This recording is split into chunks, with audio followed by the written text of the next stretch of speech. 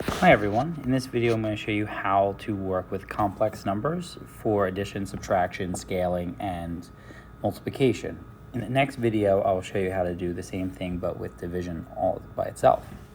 So let's just take a quick trip down what is a complex number. A complex number is a number that includes an imaginary component, and that imaginary component comes from the fact that we use I to represent the square root of -1. As you know, we know that the square root of every positive number stays positive, but the square root of every negative number doesn't exist in the sense that there is a number in our standard number system that describes it. But when we include imaginary numbers, this is something that works. So right here, the 3 is what we call the real, and the 4i is what we call the imaginary part of a complex number. So the complex number is both pieces together. So anytime you see anything with an I, it's considered complex. Anytime you see a real number, you can consider it complex, but we often don't need to. Okay, so this is what we want to think about when we think about a complex number, the real and the imaginary part. Now, how do we add, subtract, multiply, do all this great stuff with it? So adding is really easy. Same thing with subtracting. We're basically just combining like terms. Now, my example here is a minus, but if this was addition, we would just combine the 3 and the 4 and the 2i and the 6i and get 7 plus 8i. But since it's a minus, I'm going to distribute the negative first. So 3 plus 2i minus 4 minus 6i. And now I just combine my like terms. 3 minus 4 is -1. 2i minus 6i is -4i. And so that would be my actual final answer. My next example, I've got I times 3 plus 2i. Now, just like we would distribute any whole number just by multiplying the 3 and the 2, we're going to do the same thing with I. So I get 3 times I, which you can't multiply these technically, so we're just going to call it 3i. And I times 2i, which would get me 2i squared. And this is an important part of I. Oops, I actually forgot the squared.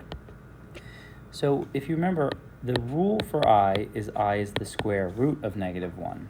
So in order to get I squared, I can square both sides. And we get that I squared has to be equivalent to the value -1. So when we see something like I squared, I can actually replace it with the value -1. And so I get this, 3i plus 2 times -1, which would be -2 plus 3i.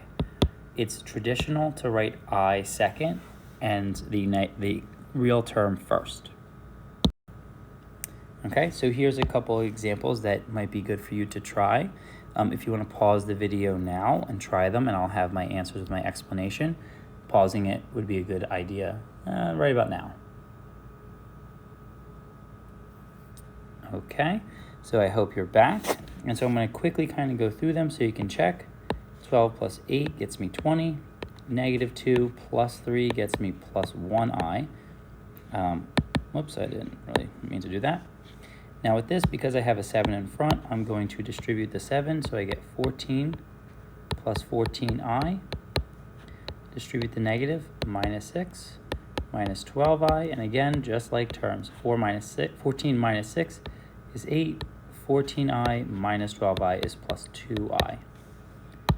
And so our next example, now this is actually a distributive property, so 3 times 9 is 27, 3 times -2 is 9 is 6i, 5 times 9 is 45i, 5 times -2 becomes -10i squared. So I can combine these, and here I get 39i, and since it's I squared, I can change that to a -1, and this becomes plus 10. So when you have I squared, you actually lose the imaginary part.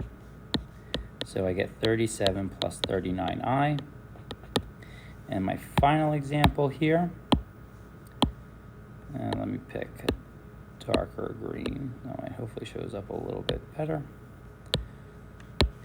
Distribute the 3, 6 plus 27i.